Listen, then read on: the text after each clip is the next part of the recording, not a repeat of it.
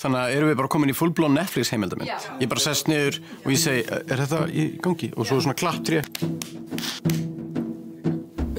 Vigdís var forseti 1988. Hún var allavega í 3 ár, veit ég.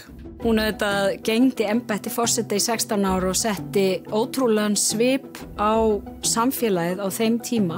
Sumir vita rosalega mikið Vigdísi Finnbogadóttur og sumir vita mjög lítið og ég svona akkurat þarna í miðjunni, sko.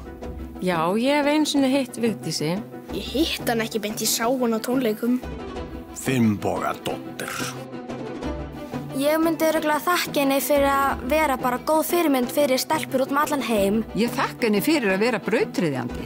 Og að leiða þjóðina svona farsarlega í langan tíma. Takk Vigdís. Takk Vigdís. Takk Vigdís. Takk Vigdís. Takk Vigdís fyrir að vera frábær manneskja.